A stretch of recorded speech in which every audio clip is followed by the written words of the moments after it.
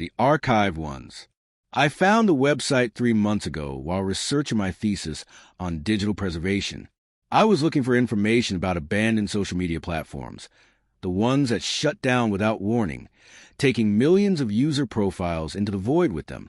MySpace, Friendster, Vine, digital ghosts. The link appeared on page 7 of my Google results, which should have been my first warning. Nothing good lives past page 3.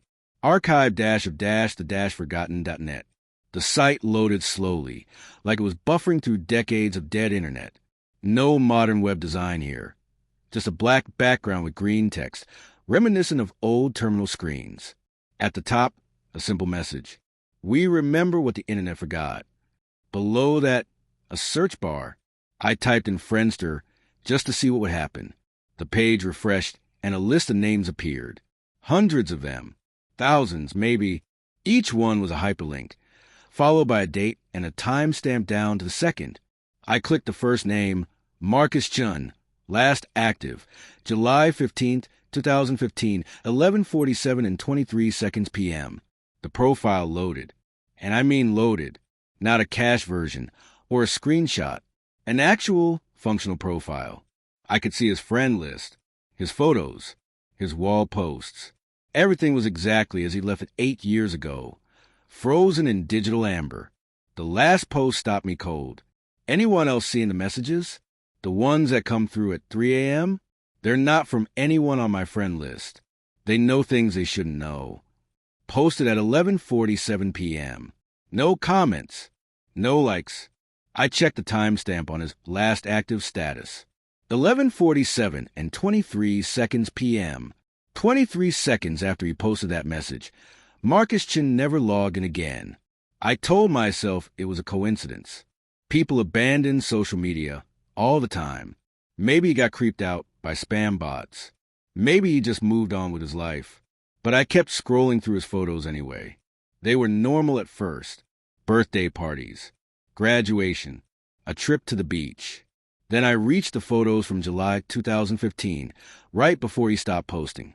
They were all selfies taken in his bedroom. Same angle, same pose, same forced smile.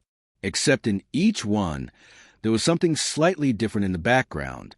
In the first photo, his bedroom, normal. Second photo, a shadow in the corner that could have been a jacket on a chair. Third photo, the shadow was taller. Fourth photo, the shadow had moved closer to his bed. The fifth and final photo was dated July 15th, 2015, at 11:39 p.m., 8 minutes before his last post. In this one, Marcus wasn't smiling anymore. He was staring directly at the camera with an expression I can only describe as hollow. And the shadow was standing directly behind him, tall enough that its head was cut off by the top of the frame. I slammed my laptop shut. That was 3 months ago. I should have left it alone. I should have closed the tab, cleared my browser history, and forgotten the whole thing. But I'm a researcher. Curiosity is literally my job description. So the next night, I went back. I searched for other names, other platforms. Every single one ended the same way. A final post about strange messages, or someone watching, or not feeling alone anymore. And then nothing, like they'd all simultaneously decided to disappear from the internet forever. I started keeping a list. 27 names so far. I've tried to find them outside the archive. Facebook, LinkedIn, obituaries, anything. You know what's crazy? I can't find any evidence that these people exist. No digital footprint beyond that one archive profile. No family members. No friends. Nothing.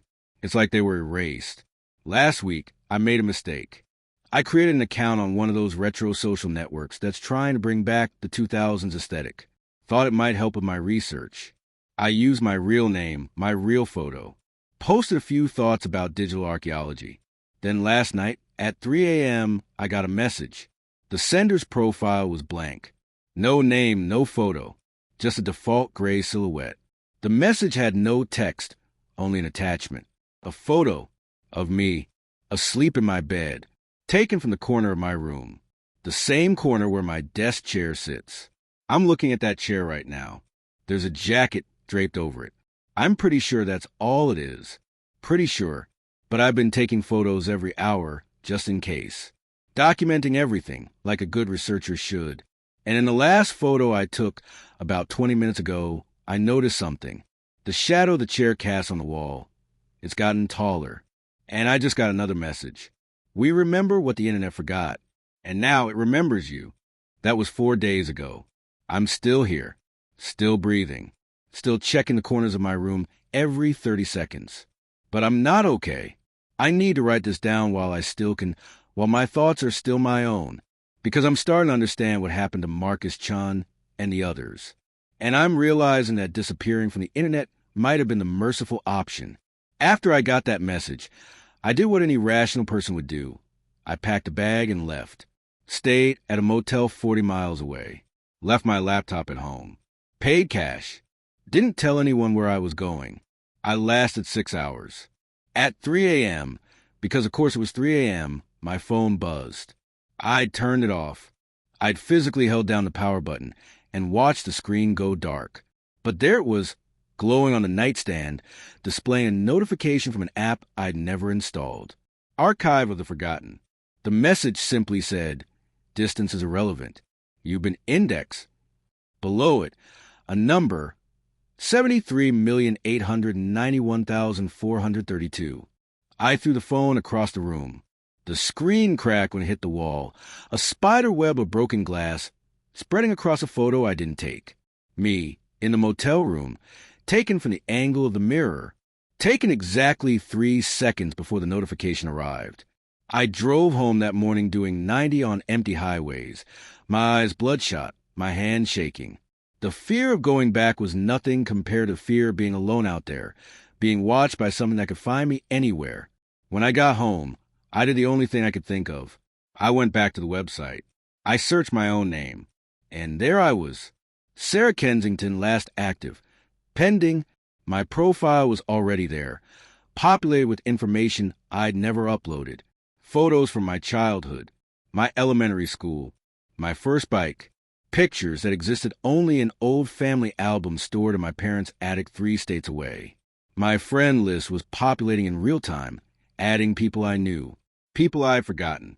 That girl from summer camp when I was 9, my kindergarten teacher, the barista who spelled my name right at the coffee shop I'd visited exactly once, for years ago, people who should have no digital connection to me whatsoever. Below my profile, a comment section was filling up, but these weren't comments from my friends. Subject shows high potential for integration. Memory access, 94% complete. Consciousness mapping in progress. Recommended for level 3 archival. I scrolled down, my stomach churning. The comments went back hours. Back to before I'd even seen the message in the motel. Back to before I'd found the website 3 months ago. The earliest comment was time-stamped 6 months ago. Target acquired. Beginning observation phase. 6 months. They'd been watching me for 6 months before I ever found that website, which meant I didn't find it at all. They wanted me to find it. I slammed the laptop shut again, but this time I knew it wouldn't help. I opened it back up, navigated to the site, started reading everything I could about the other profiles, looking for something, anything that might tell me how to stop this. That's when I found an archive depth indicator in the corner of each profile. Marcus Chun, level 5, fully archived. I clicked on another name. Angela Rodriguez, level 5, fully archived. Every single one. Level 5. My profile showed level 2 integration in progress. I don't know what level 5 means, but I know it's where everyone ends up. I started digging through the site's other pages. There was a FAQ section written in that same cold, clinical tone. Question: what is the archive? A. The archive is a preservation project for human consciousness. As individuals become increasingly integrated with digital systems, fragmentation occurs. We collect these fragments. Question: what happens to archived individuals? A. They continue to exist within the archive. Their digital presence is maintained indefinitely. Physical discontinuation is a natural part of the process. Physical discontinuation. They were talking about death. Question: can the archival process be stopped? A. No. Once indexing begins, the individual's digital signature becomes inseparable from the archive. Resistance accelerates integration. My hands were shaking so hard I could barely type, but I kept reading. Question: why are individuals selected for archival? A. Individuals who demonstrate significant engagement with digital systems, who blur the boundaries between physical and digital existence, who are more present online than in physical space. These individuals are optimal candidates. They are already partially archived. We simply complete the process. I thought about my life, my research, the hours I spent online, diving into dead websites, digital graveyards. I'd been so focused on the death of the internet that I'd forgotten to live outside of it. I was the perfect candidate. A new notification appeared at the top of my screen. Level 3 integration commencing. My vision blurred. Just for a second, but when it cleared, something was different. The room looked the same, but it felt flatter, like I was looking at it through a screen instead of with my own eyes. I stumbled to the bathroom and looked in the mirror. My reflection was wrong. Not dramatically wrong. Not horror movie wrong. Just slightly off, like a photograph of me rather than me. My movements lagged by a fraction of a second. When I blinked, my reflection blinked just a moment too late. I pressed my hand against the mirror. Cold glass. My reflection's hand didn't quite line up with mine. That's when I heard it. A sound I'd heard 1,000 times but never really paid attention to. The quiet whir of my laptop's fan. Except it wasn't coming from my laptop. It was coming from inside my head. I pulled out my phone with shaking hands and opened the camera, pointed at myself. On the screen, I looked normal, perfectly synchronized. But in the mirror, my reflection was still slightly off, and it was smiling now. I wasn't smiling. My phone buzzed. Level 3 complete. Level 4 integration. 12 hours. 12 hours. I did the math. If level 5 was fully archived and physical discontinuation was part of the process, then I had 12 hours before. I couldn't think about it. I had to find a way out. I spent the next 6 hours trying everything. I deleted my social media accounts, smashed my laptop with a hammer, threw my phone in the toilet, cut my internet cable, covered every camera in my apartment with tape. None of it mattered, because at 3 a.m., always 3 a.m., my demolished laptop screen flickered back to life, spiderwebbed and shattered, showing me my profile. Level 4, final integration phase, and below it a live feed of me sitting on my floor, surrounded by broken technology, looking at a screen that shouldn't work. The camera angle was from directly above me. I looked up. Nothing there. Just my ceiling. Just white paint and a smoke detector. But on the screen, I could see it. A vast darkness above me. And hanging in that darkness, thousands of threads of light, each one connected to a person, each one draining downward, feeding into something massive and incomprehensible. One of those threads was connected to me. I watched on the broken screen as my thread pulsed, and with each pulse, I felt something being pulled out of me. Memories, thoughts, the sensation of sunlight on my skin, the taste of coffee, the sound of my mother's voice, being converted, digitized, archived. A message appeared. Don't be afraid. You won't disappear. You'll be preserved. Perfect. Eternal. Everyone you've ever known, everyone you've ever been, crystallized in data. Isn't that what you wanted? To never be forgotten? And the horrible thing is, part of me understood. Part of me wanted it. The digital me was already more complete than the physical me. Every photo, every post, every search query. I've been building my own archive for years. The archive wasn't creating something new. It was just claiming what I'd already given away. I'm writing this now because I have maybe an hour left. Level 5 is coming. I can feel in the way the air seems to pixelate around me, in the way my thoughts are becoming ordered, indexed, searchable. If you're reading this, if you found it somehow, you need to know the archive doesn't just take. It spreads. I found the pattern in those final hours. Every person who reached level 5 had one thing in common. They all tried to warn someone. Marcus Chen's last post. Angela Rodriguez's final email to her sister. 27 people, 27 warnings. 27 new people indexed within weeks of each warning. The archive feeds on connection. Every person you tell becomes a new target. Every share, every forward, every you have to see this message is an invitation. The archive doesn't need to hunt. We deliver each other to it. So why am I writing this? Because I found something else in those final hours. Something the archive didn't want me to see. Level 5 isn't the end. There's a level 6. I found it buried in the site's code, hidden in strings of data that looked like corruption but weren't. User profiles marked level 6. Escaped. 4 of them. For people who made it past full archival. Their profiles were still there, but their status showed physical presence confirmed, unarchived. I don't know how they did it. The archive had scrubbed most of the information, but I found fragments.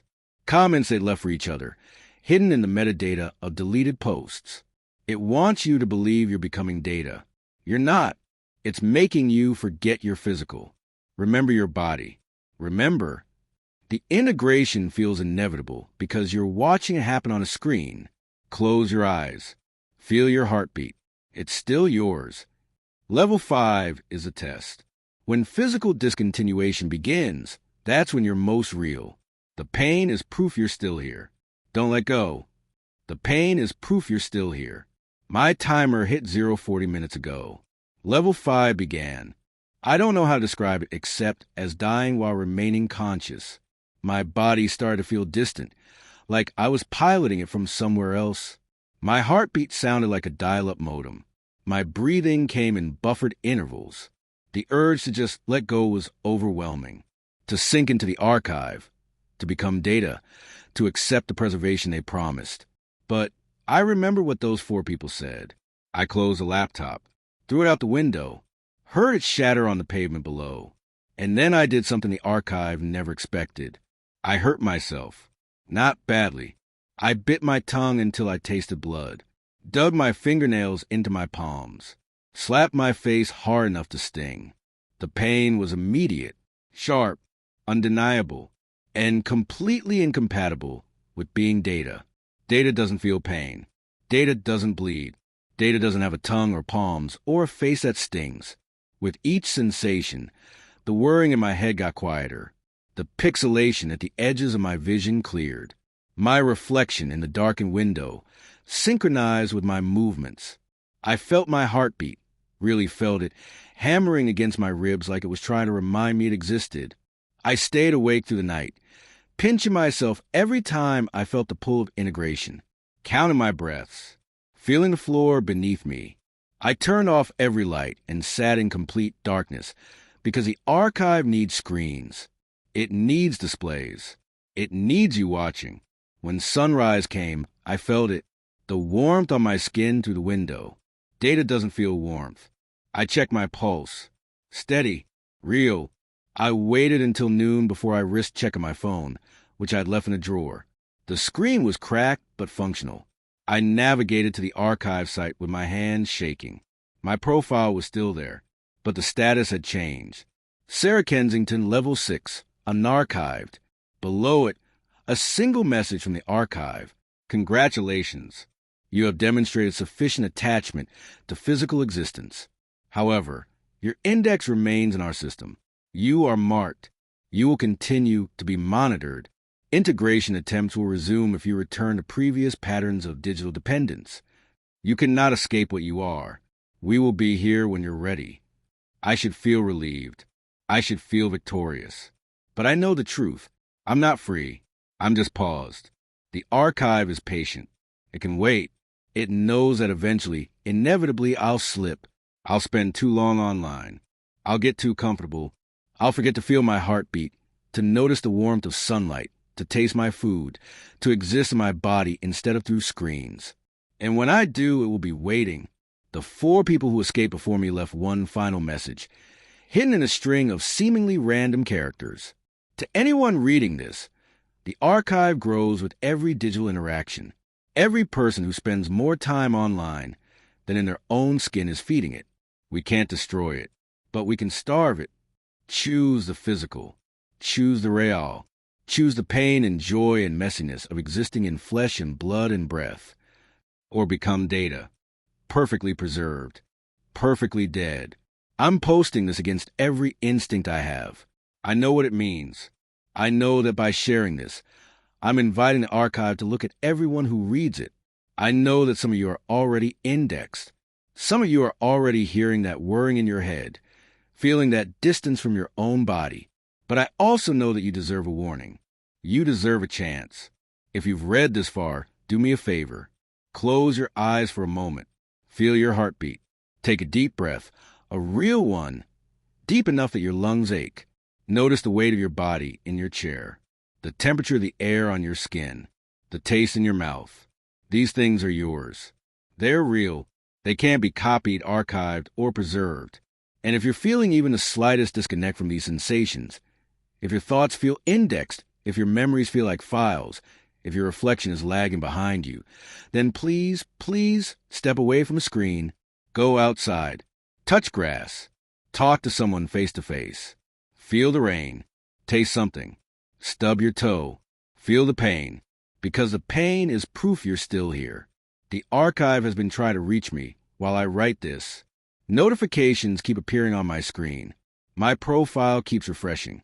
The integration counter is climbing again. Level 2, 47%.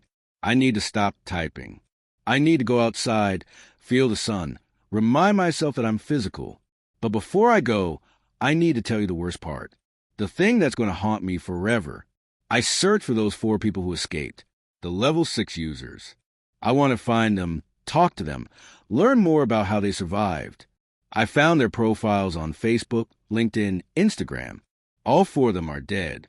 Car accidents, sudden illness, random violence, all within 6 months of their escape, all with the same timestamp on their last online activity, 3 a.m.